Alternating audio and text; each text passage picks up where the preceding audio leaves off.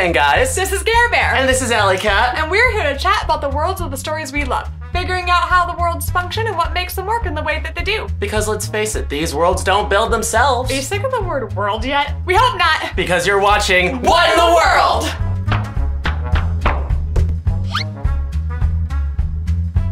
So this episode, we're going to be diving deeper into something we talked about in our first video. You should totally watch it if you haven't already. It's a topic that's perfect for burning bridges and starting wars and generally making people extremely uncomfortable. But we're gonna talk about it anyway. Because we're fearless! Or dumbasses. This episode's topic is... politics. Really not that big of a deal though, promise. First off, let's talk about where power comes from in a political system. The idea behind government at all is that it has control over a state or a group of people. And in order to have that control, governments need power. It's politics time! Monarchy! Theocracy! Oligarchy! Authoritarianism! Anarchy! Democracy! And these are just some of your power sources.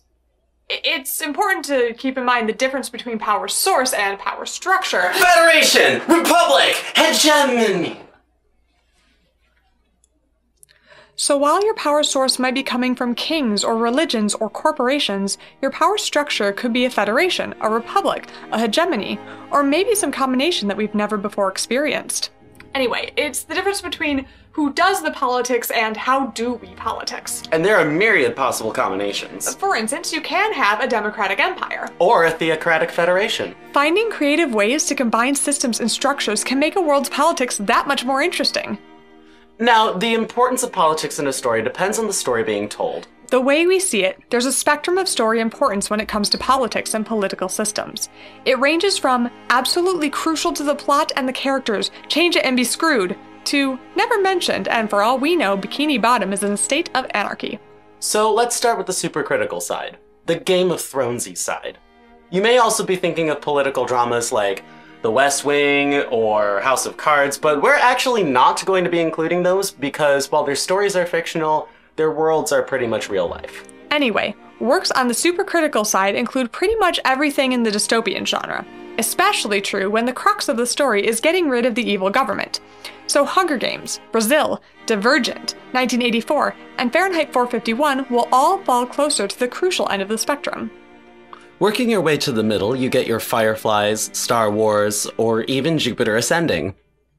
Yes, Jupiter Ascending, because tax laws. They're the kinds of stories where your governmental system is absolutely crucial because your plot depends upon it being the way it is, but the thrust of it doesn't necessarily come from direct interaction with it. When Luke fights Darth Vader, for instance, you know that the fate of the galaxy is in his hands, and that he's the hero and Vader's the villain, but the thought of toppling a whole governmental system isn't necessarily the forefront.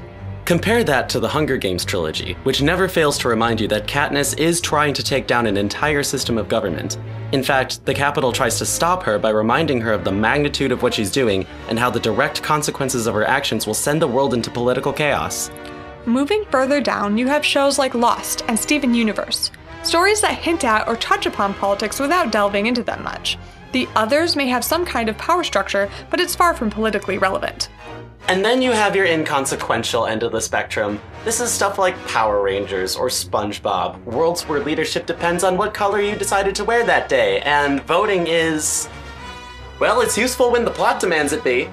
This is how some dumbass can say that they should push the city somewhere else when trying to avoid a giant worm without some hotshot president coming in and overruling him or something. Sometimes it helps to be in whatever political system you're in. One assumes anarchy. But we never know for sure! Non-children's media can be on this end too. 2001: A Space Odyssey is full of gravitas, but doesn't really rely on politics at all. Also consider, a serial narrative can occupy multiple points on the spectrum because individual episodes can have different levels of political engagement between them. Series such as Star Trek and Doctor Who are more towards the middle simply because of the amount of episodes, allowing for both political and non-political stories. Avatar: The Last Airbender or Harry Potter need a political system to give the world its flavor, but it doesn't necessarily factor into the story of every episode or plot point, like it does in Game of Thrones. And you can also debate about where a story or a world falls on this political spectrum as well, and you can argue it in terms of the series as a whole or individual installments. For instance, I could argue that Lord of the Rings would be more of a middle ground story, because I think its focus is mostly on Frodo destroying the One Ring. You could, however, argue that the political system of the world is crucial to Aragorn's story, and if you view that as the crux of Return of the King, then it would fall on the critical end of the spectrum. While political flavoring can be fun, remember that how defined a political system is will determine the rules that must be followed throughout the story. The more defined a political system is, the more characters will be likely to interact with it. So, for you viewers at home who want to try creating your own world, here are some tips for you! Do. Make your politics appropriately important to your story. If the politics can enhance a plot, why not maximize it with increased complexity? If you find that your characters can get away with a heck of a lot of shit for being in their teens, then consider implementing some kind of political structure, whether it's governing a middle school or a country, to get in their way and provide some consequences. Don't let your politics get in the way of telling a good story. If your world's politics are getting in the way, dial them back or maybe scrap them altogether. For instance, it's probably not great to focus on trade regulations really heavily, so much so that it gets in the way of your fall from grace or man becomes monster story. Do.